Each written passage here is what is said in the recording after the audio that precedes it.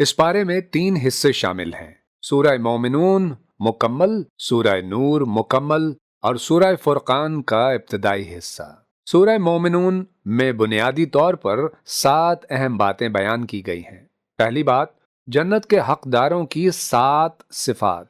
جنت کے حقدار وہ ہیں جو سچے ایمان والے ہیں، نماز میں خشوع و خضوع کرنے والے ہیں، فضول باتوں سے پرہیز کرنے والے ہیں، زکوٰۃ کی ادائیگی کرنے والے ہیں، پاک دامن ہیں، امانت دار ہیں، نمازوں کی پابندی کرنے والے ہیں۔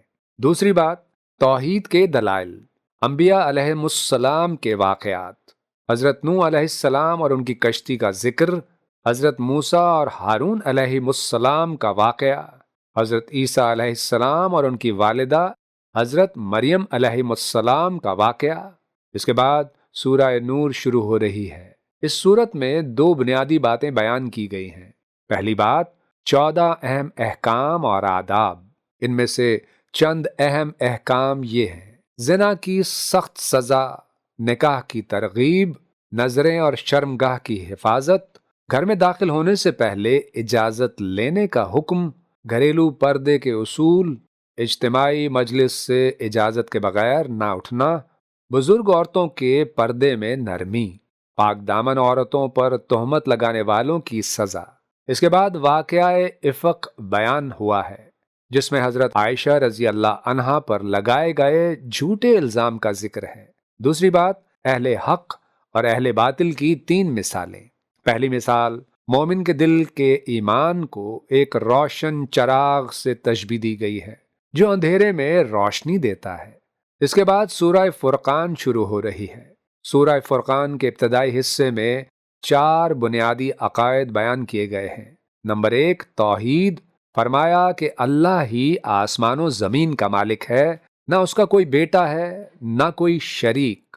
نمبر 2، قرآن کی حقانیت، کافروں نے قرآن کے بارے میں 2 جھوٹے الزام لگائے کہ یہ رسول اللہ صلی اللہ علیہ وسلم کی اپنی بنائی ہوئی کتاب ہے، یہ پرانے قصے کہانیاں ہیں۔ اللہ نے ان الزامات کی سختی سے تردید فرمائی۔ نمبر 3، رسالت، کفار سمجھتے تھے کہ نبی انسان نہیں بلکہ فرشتہ ہونا چاہیے اور نبوت صرف امیر لوگوں کو ملنی چاہیے۔ اللہ تعالیٰ نے ان کی اس غلط سوچ کو رد فرمایا۔ نمبر 4، قیامت، قیامت کے دن باطل معبود خود اپنے ماننے والوں سے برات کا اعلان کریں گے اور کافروں کو سخت عذاب دیا جائے گا۔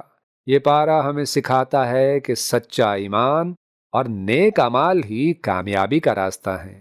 پاک دامنی اور اخلاقی زندگی اسلام کی بنیاد ہے۔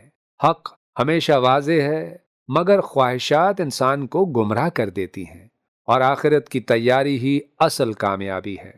اے اللہ، ہمیں توحید پر ثابت قدم رکھ، قیامت کی تیاری کی توفیق دے اور نیک اعمال کے ذریعے اپنی رضا نصیب فرما، آمین۔ نہ صرف کیجئے تلاوت دن و رات، پڑھنا ہے اب ترجمہ بھی ساتھ ساتھ۔